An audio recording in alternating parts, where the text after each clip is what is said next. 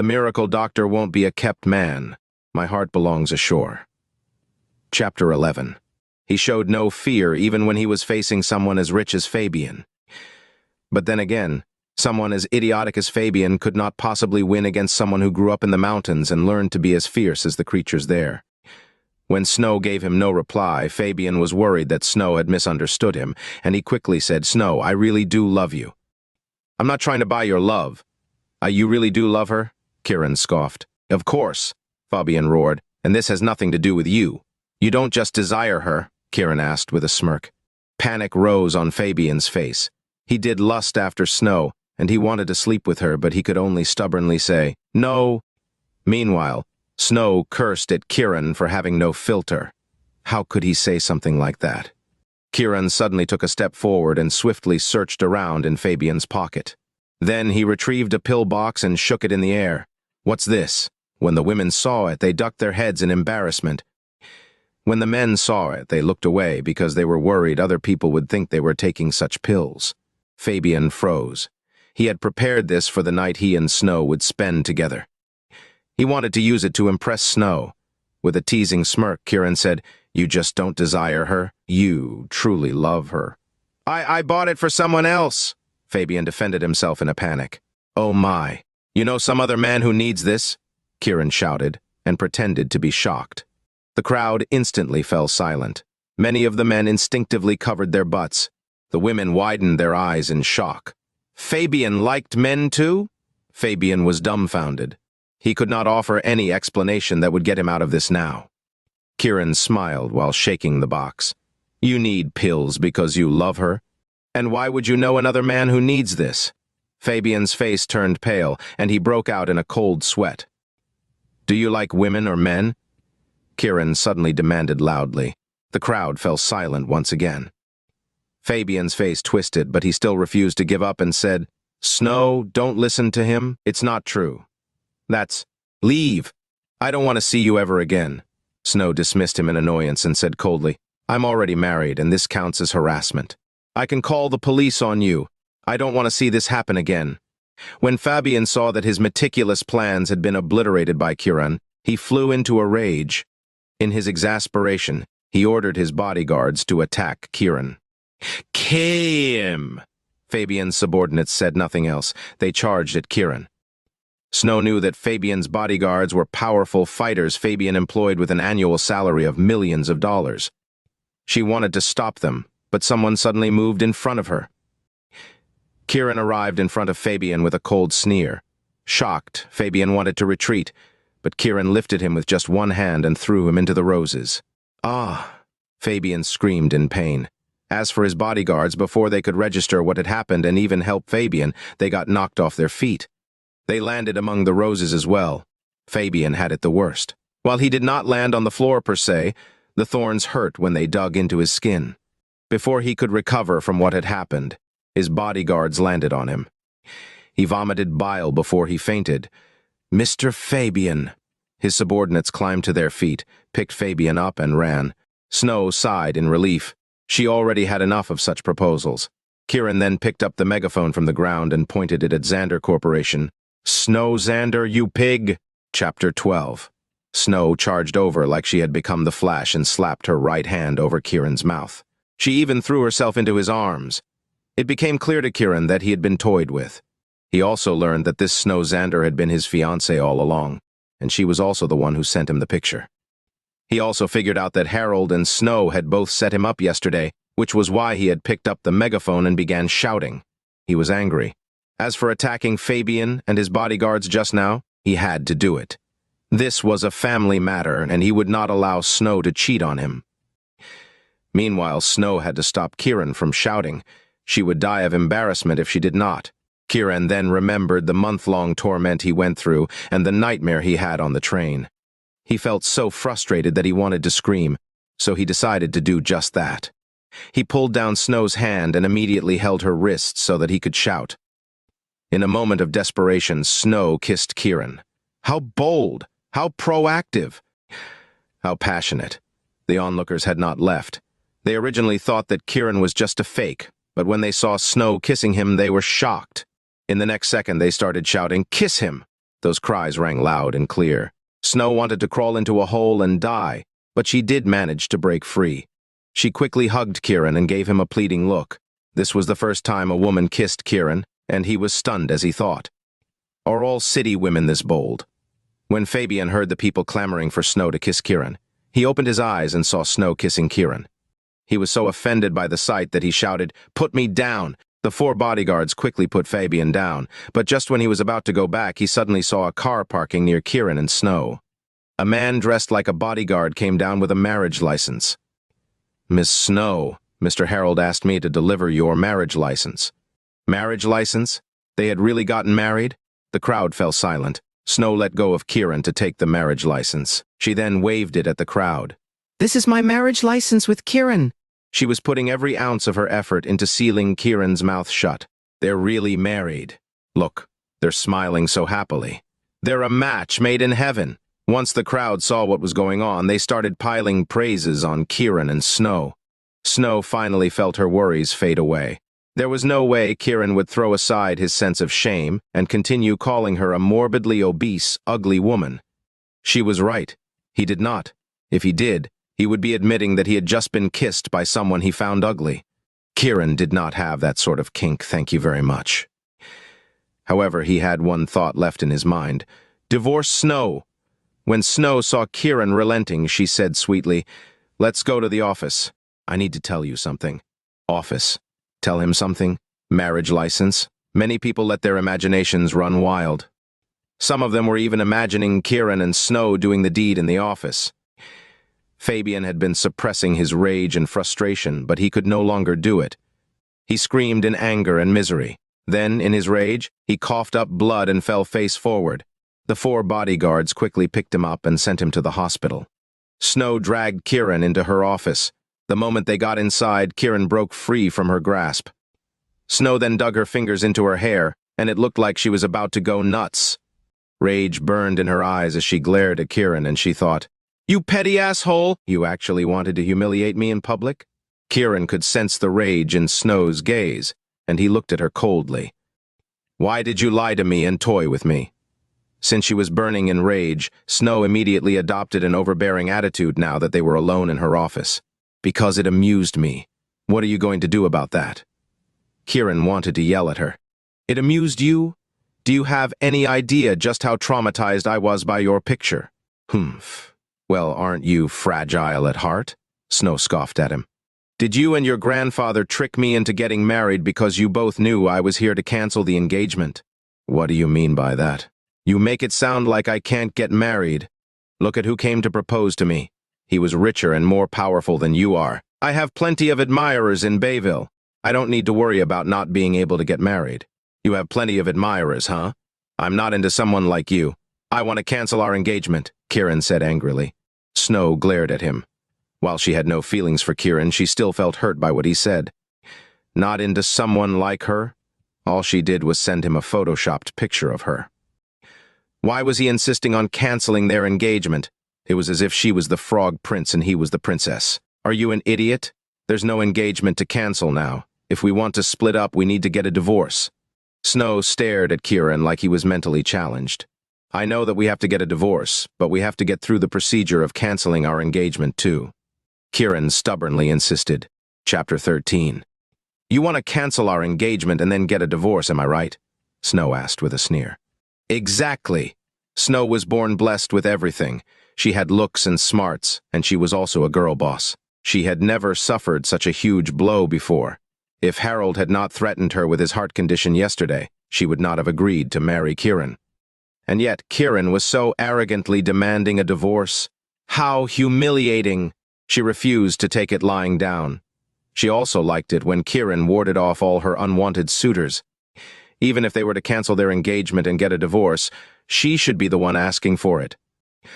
Why was Kiran the one doing it? I don't mind canceling our engagement, Snow said coldly. Do it then. Kiran took out a piece of paper. It was the engagement contract his master signed with the Xander family. Take out your half of the contract. Snow crossed her arms over her chest and sneered as she said arrogantly, Do you have any idea just how many things I've had to give up just because of this engagement? Like what? Kiran asked.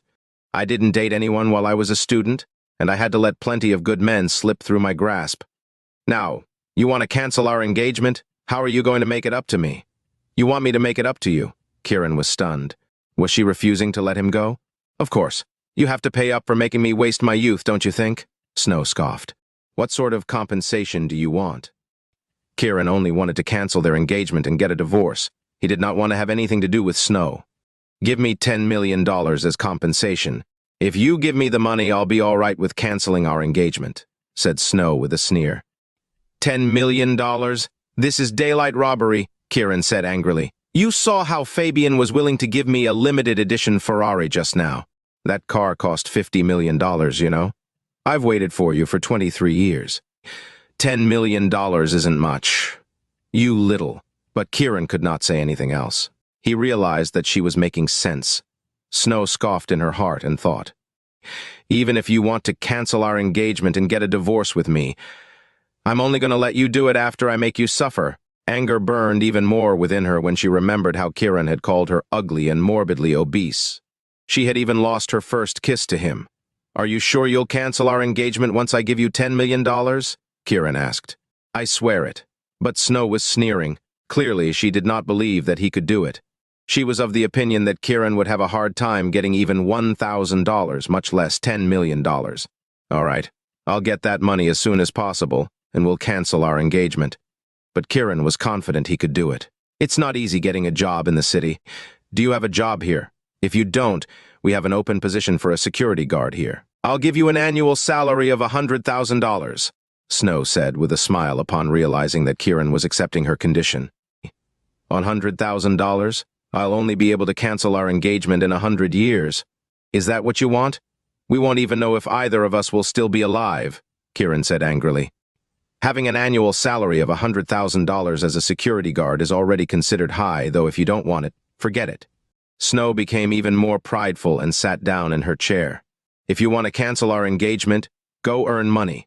I'm in a hurry to cancel our engagement, too.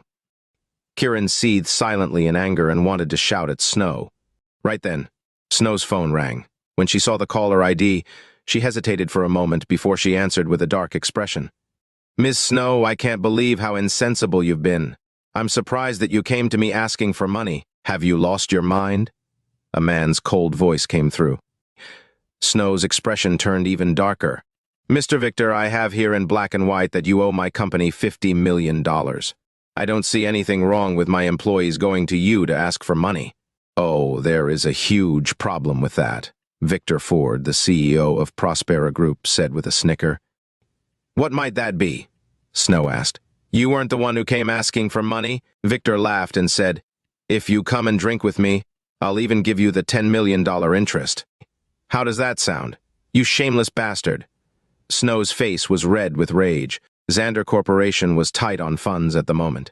If Prospera Group did not give them the money they owed, 1 week later, Xander Corporation would suffer a capital chain rupture, and the company would be auctioned off. It's just a drink, Miss Snow. Drink with me, and the $60 million is yours. I'll be waiting.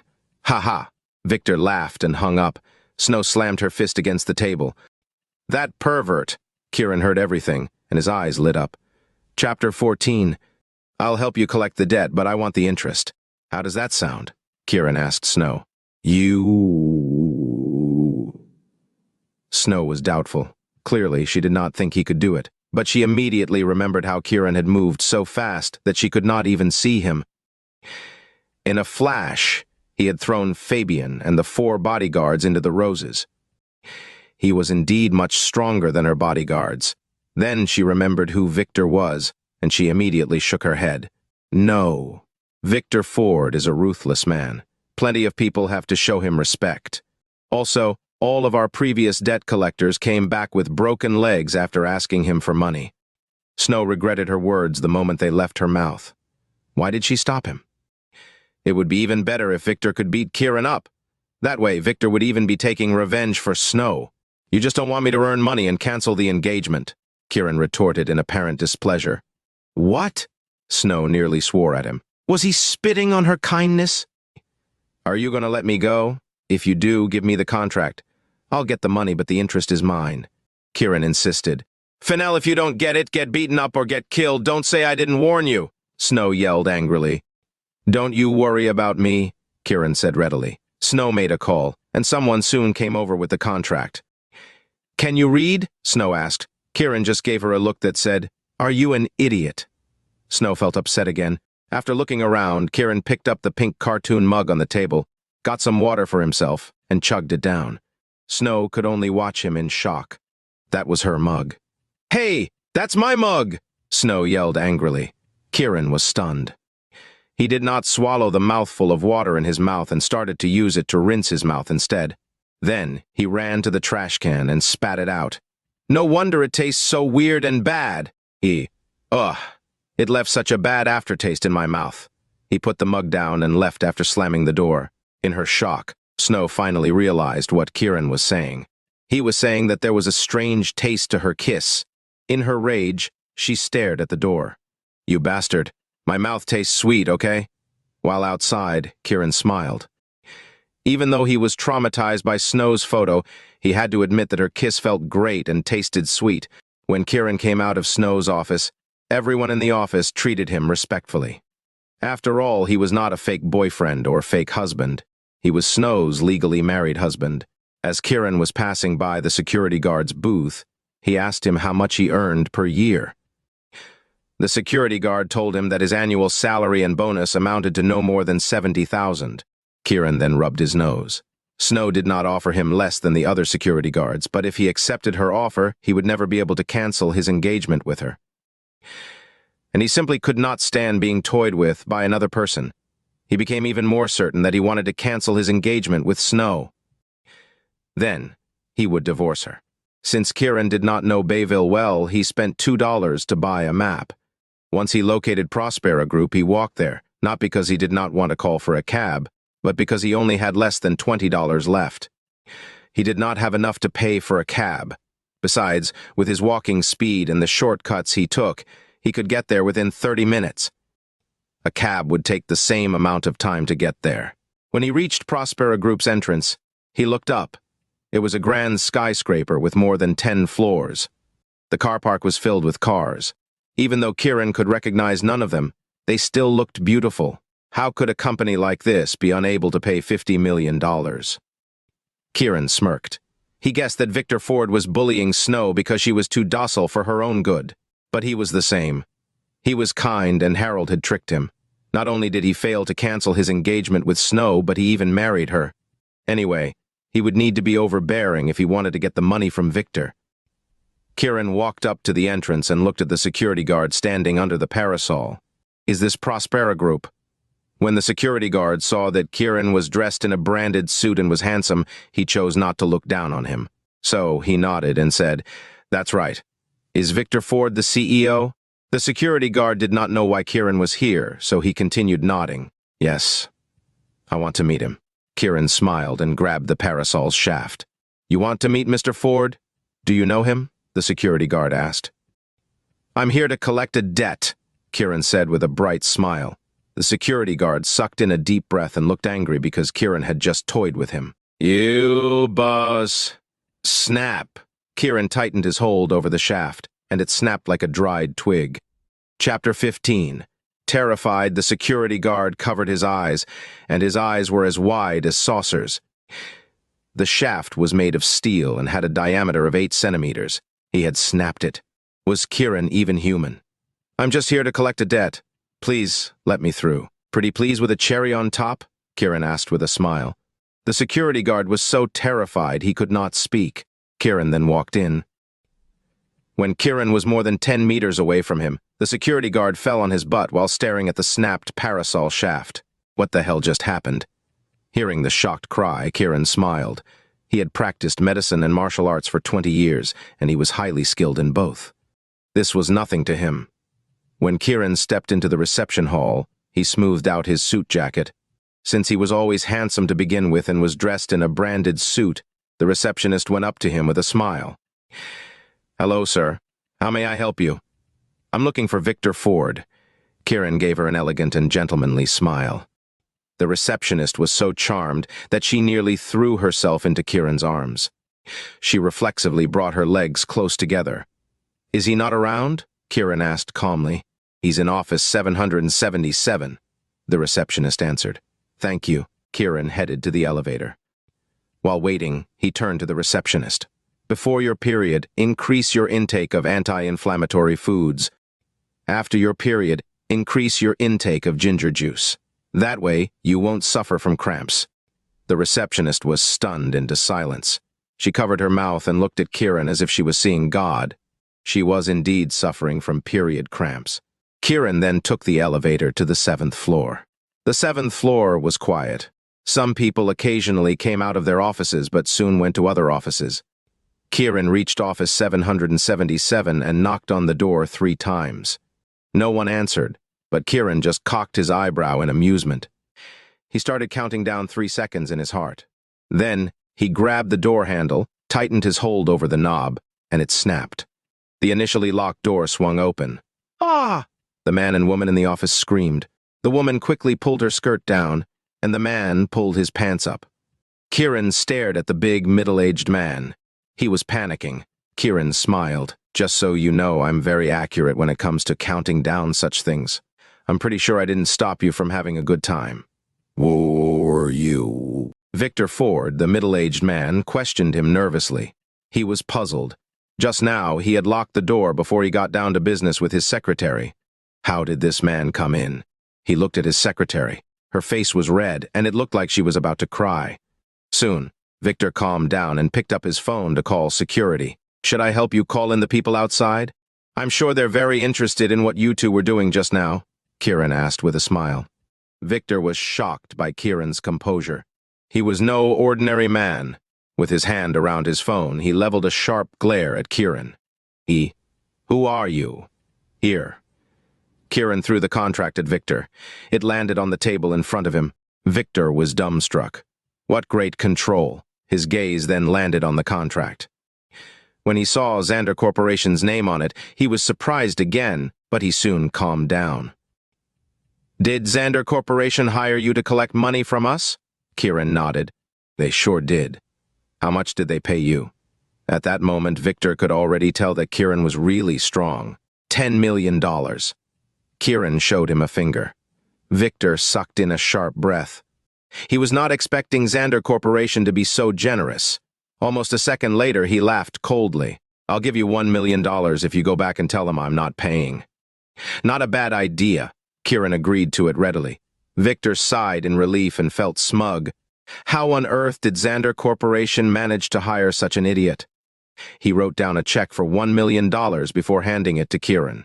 Considering the fact that Kiran had managed to exert such control over his strength, he was definitely someone terrifying.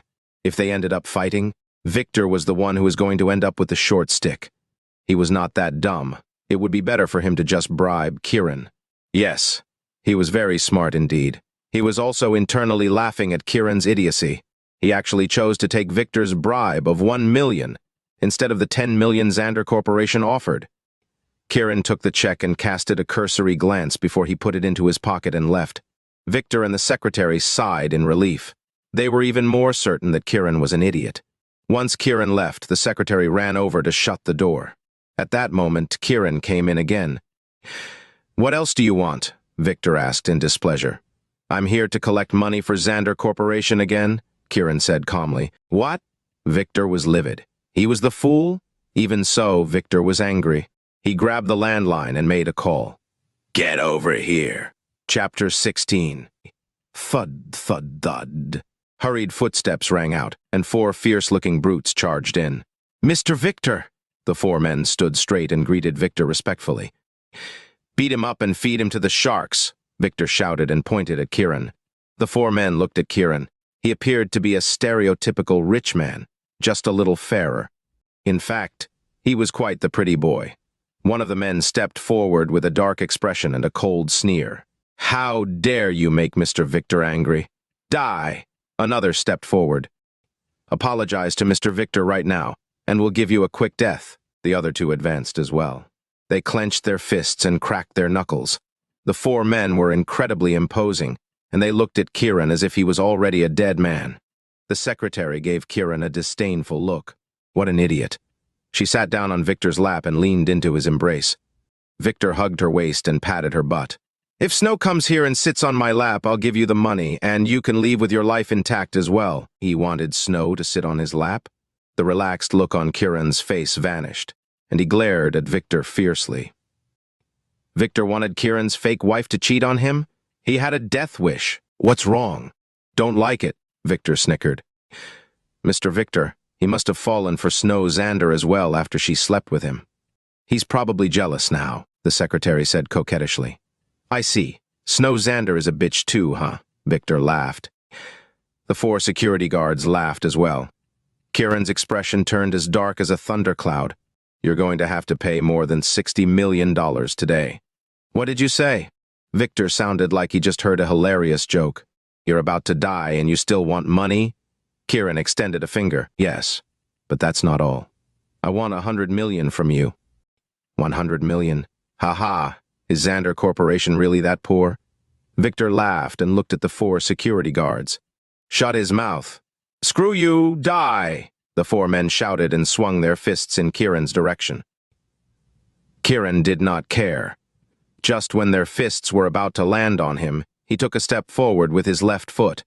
In a flash, he arrived in front of Victor and slapped him 4 times. Before Victor could figure out what happened, he was already coughing up blood, and he started screaming bloody murder. The 4 security guards were stunned. They looked at their fists. They had missed their target. Ah! The secretary screamed. She jumped out of Victor's lap and crawled under the table. You don't want to pay $100 million? That's fine. I'll just make you pay even more, Kiran said calmly to Victor. A cold chill crept down Victor's spine. Just now, when Kiran opened the locked door, he could already tell that Kiran was a powerful person. That was why he had wanted to send Kiran away with $1 million. When that fell through, he summoned 4 security guards to beat Kiran up, but they were unable to hurt him in the slightest. He paid those 4 security guards an annual salary of a few million. All of them could take down a dozen normal people on their own. Kiran was a monster. His mind raced, and he started putting on a show of begging for mercy. Please, spare me. I'll give you $100 million. Kiran let go. But Victor was not about to let things end this way. He gave the 4 security guards a look. They immediately understood what he wanted and pretended to come forward to grab the secretary. When they approached Kiran, they suddenly attacked him together, but they missed the cold glare in Kiran's eyes. They simply felt their fists land on something hard. It felt like metal. It hurt, and their fists were numb. In fact, they could hear the loud snaps of bones cracking. Ah! The 4 security guards held their broken hands and rolled around in pain. What the... Victor fell on his butt and stared at Kiran as if he was seeing a ghost. No! He felt like he was staring at a god. Kiran was too strong. With a smile, Kiran squatted down and patted Victor's face. You're going to have to pay me $200 million now. If you still won't accept defeat, try coming at me again. If I beat you, you're going to have to pay me $300 million. Victor wanted to cry. Kiran was just toying with him. He had thought that he had managed to scam Kiran, but Kiran was just toying with him. If he continued attacking Kiran, he would keep asking for more money. He went from scamming $1 million out of Victor to $200 million. You win, Victor cried as he begged for mercy. I like what you did when you signaled with your eyes for the bodyguards to attack me, by the way. Kiran pretended to want to dig out Victor's eyes. Chapter 17. Don't. I'm sorry. Victor covered his eyes and threw himself at Kiran's feet. Please forgive me. He was smart, and he knew that he had run into someone really strong this time. He knew when to throw in the towel. I believe in an eye for an eye and a tooth for a tooth. I came here to very nicely ask you to pay your debt. I wasn't even thinking about beating you up. You're the one who doesn't want to pay. Isn't that right? Kiran continued, speaking calmly.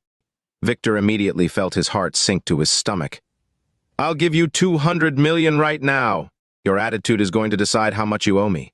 Let's talk. Kiran dragged Victor up from the floor.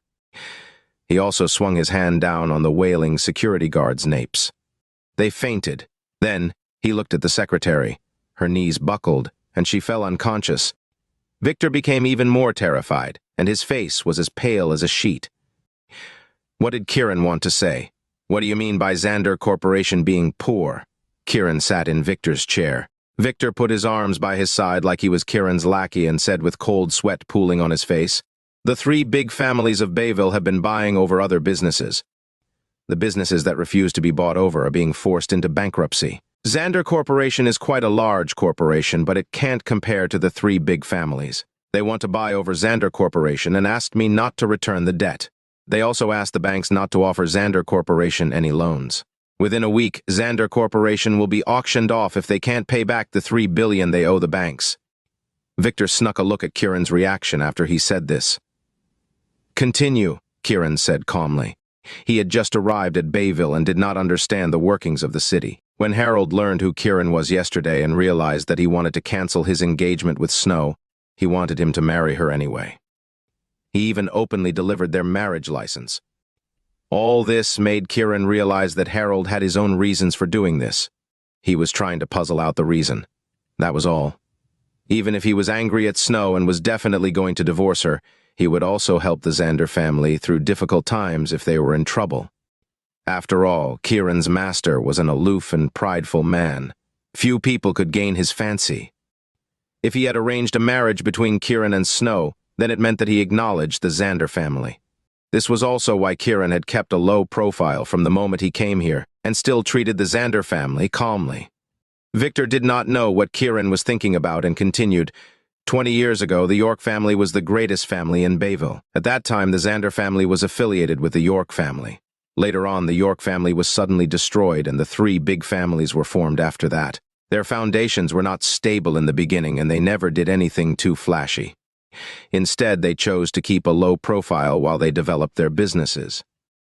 Over this period of time, the Xander family never got close to any of the three big families.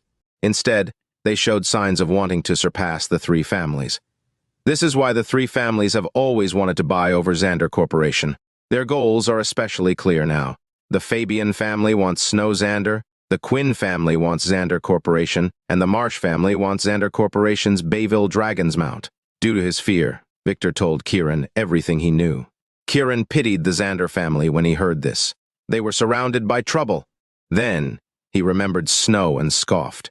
If she had sent him a picture of her real face, they would have gotten married for real and he would have a legitimate reason to help her. What an idiot. But he was traumatized, and he insisted on getting a divorce with her. However, he still looked at Victor. "Is there anything else?" Victor shook his head. "That's all I know." "All right then, 200 million. Give me 4 checks worth 50 million each," Kiran ordered. "All right." Victor felt his heart hurt at the thought of losing so much money and cursed himself for trying to act tough. If he did not have this information, things would not have ended like they did. Victor might have even lost his company. Victor called his finance manager. In less than 10 minutes, he delivered the checks. Kiran grabbed the checks and stood up. "I'm Kiran York, by the way."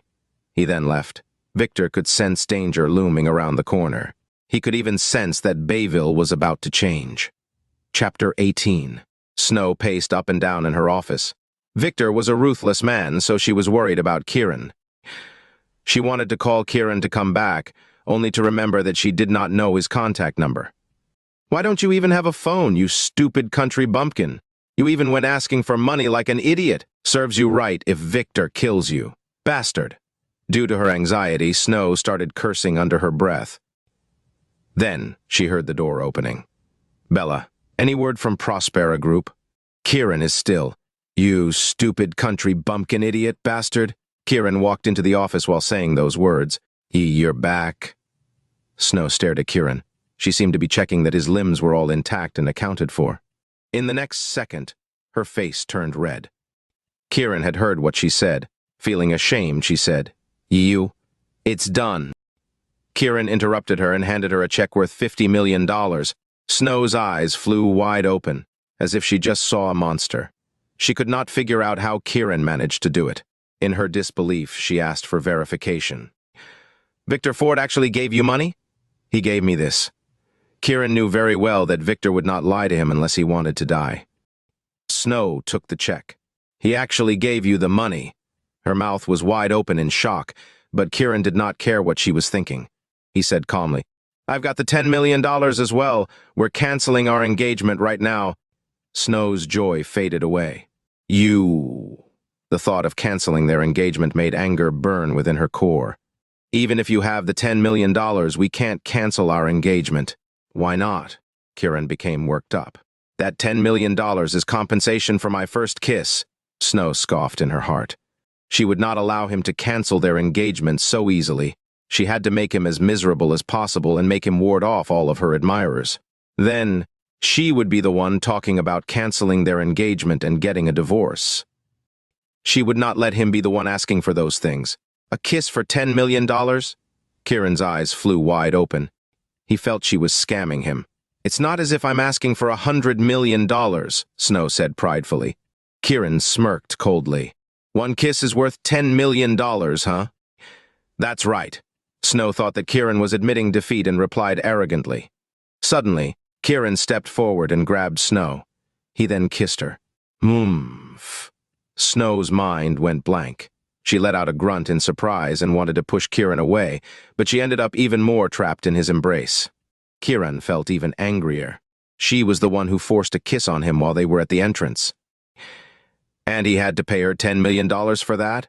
That was too much of a loss for him. He had to kiss her right back. The kiss lasted for more than 10 minutes. When Snow went limp in Kiran's arms, he let her go. Snow quickly put her hands on the table to prevent herself from falling, but she was livid. You bastard! How could you? I'm buying 3 other kisses from you. Kiran handed another check worth $50 million to Snow. When Snow saw that this was still a check issued by Prospera Group, she was so shocked that she forgot that Kiran had just forced a kiss on her. How did you get so much money from them? Because I'm handsome. Kiran flicked his hair and teased her. Victor and his secretary wanted to bribe me, but I don't like women who are not virgins. So, he could only bribe me with money. Do you just have to boast? Snow knew that Kiran was teasing her, and she felt angry.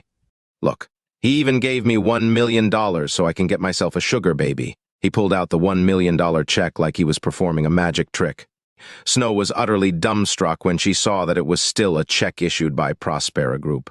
She gazed at Kiran like he really was a monster. So, when can we cancel our engagement? Don't waste my time. I want to get myself a sugar baby. I'm sure you can tell just how charming I am now. People are giving me money so that I can get myself a girlfriend, Kiran said. Snow was about to erupt in rage. She grabbed the checks. You want to cancel our engagement? I'm not letting you. I'll only agree to cancel our engagement when I feel like it. You're being unreasonable, Kiran glared at her. Women and petty people are incredibly difficult to deal with, and that's common knowledge. Don't you know that? Snow felt smug when she saw how angry Kiran was. She scoffed and thought, You're poor. How are you going to get food? Where are you going to stay? And you want to get a sugar baby? Forget it. But Kiran was happy. He had intentionally given the money to Snow. Chapter 19. He did not give her the remaining $100 million because he was worried she would think it was too much. He still wanted to cancel their engagement and get a divorce, though. He just could not accept being lied to and toyed with. At that moment, Snow's phone rang. When she saw that it was Harold calling her, she answered it. Grandpa? Snow, is Kiran with you? Harold asked. He's in my office. Snow's face was red as she snuck a peek at Kiran. Good. Bring him back for dinner tonight, Harold said. You want to have dinner with him? Snow sounded wary. Yes, I have business with him. Harold sounded determined. I'll ask him whether he wants to come. Snow did not want to go home, so she put on an annoyed expression when she asked Kiran, My grandfather wants to have dinner with you tonight. Will you come? Of course. I don't even have money to buy food, Kiran said loudly and pitifully. He did want to meet Harold. 1. Harold had lied to him. He could not just let this slide without understanding his reasons. 2. The Xander family was in danger. No matter what, he had to help them. His master must have agreed to let him help. Otherwise, he would have come down a long time ago to search for Kiran. It had been 20 years since he became his master's pupil. Even if Kiran occasionally traveled out of Phoenix Hill to gain experience, his master would follow him in the shadows to protect him. He always treated Kiran like he was very important. He always seemed to be worried about him. Snow thought that Kiran was only excited because he was going to her house, and she felt uneasy. Very reluctantly, she said, He'll come over for dinner. Bring him back after you clock off work. Harold then hung up. When Snow heard the beeping sounds, she felt frustrated. It felt like there was a volcano in her that was waiting to erupt. She put down the phone. Kiran stretched his arms over his head and looked at the bedroom at the back of the office. I slept at the train station last night, and I didn't have a good rest. I'm taking a nap. He stood up and went to the bedroom. His words frustrated her. Snow stood up and wanted to stop him, but Kiran had already gone in and locked the door. "Hey, that's my bedroom." Snow banged on the door. "Don't worry, I won't find it dirty," Kiran answered from behind the door. Just when Snow wanted to say that she thought Kiran would dirty her room, Kiran said, "Don't come in and molest me. I want to cancel our engagement and get a divorce. Don't you dare force yourself on me." Snow felt speechless and wanted to punch herself. She had been touched when Kiran actually got the $50 million back, but that feeling vanished as she frowned. "Dream on. Even if I have to remain single for the rest of my life, I won't fall for you." "Good. I'll marry someone even prettier than you." Kiran felt relaxed. "You bastard!" Snow was about to go mad with rage. She swung her fist at the door but felt defeated. Suddenly, her eyes lit up, and she turned to her desk to start looking for something. Kiran lay in bed and fell asleep almost immediately.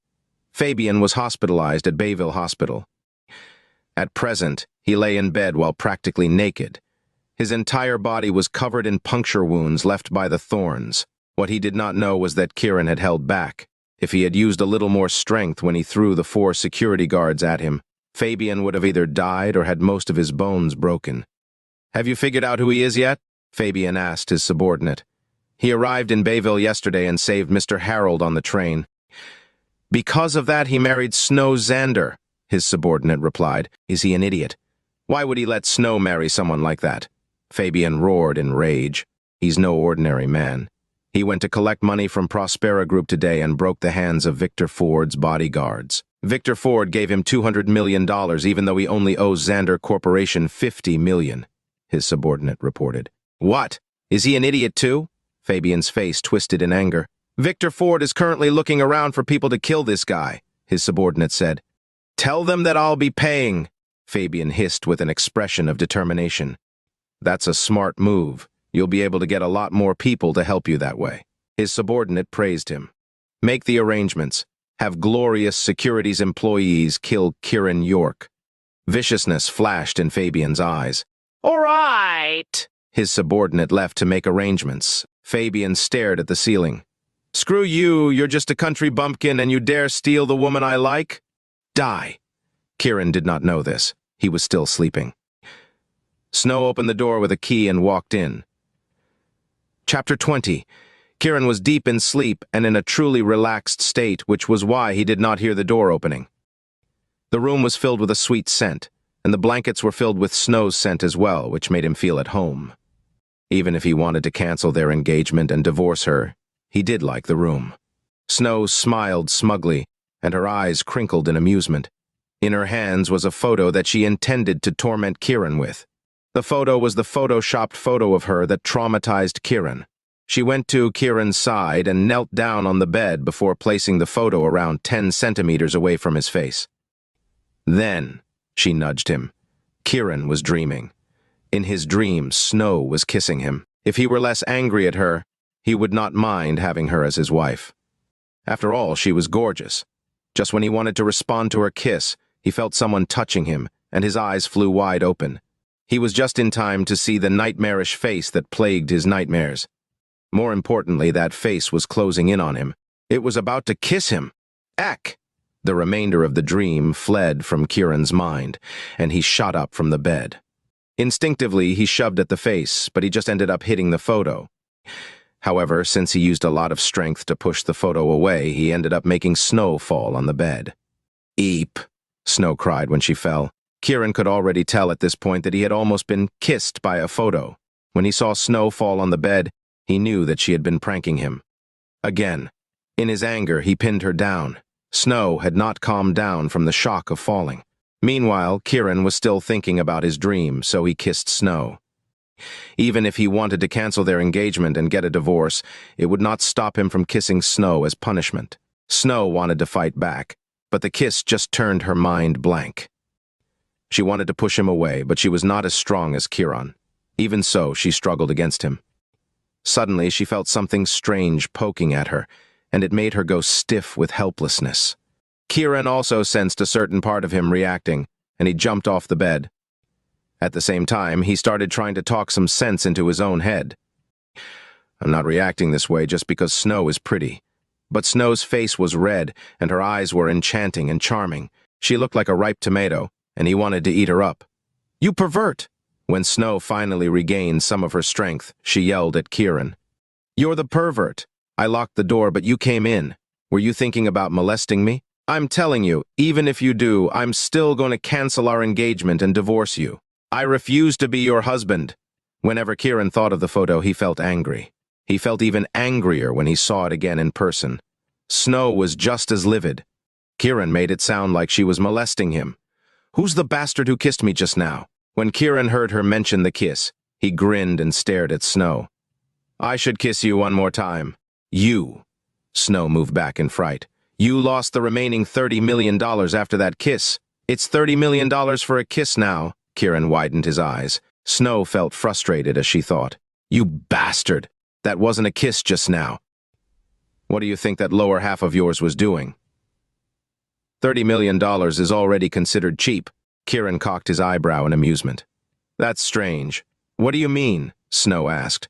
First-time experiences are supposed to be the most expensive.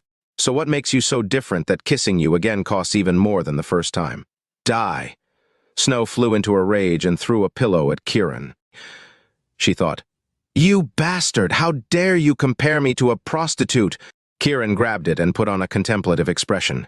Your first kiss cost $10 million, and the second kiss should have been at a discounted price of $5 million. The third kiss should have had another 50% discount on top of that, so it should have cost $2.5 million.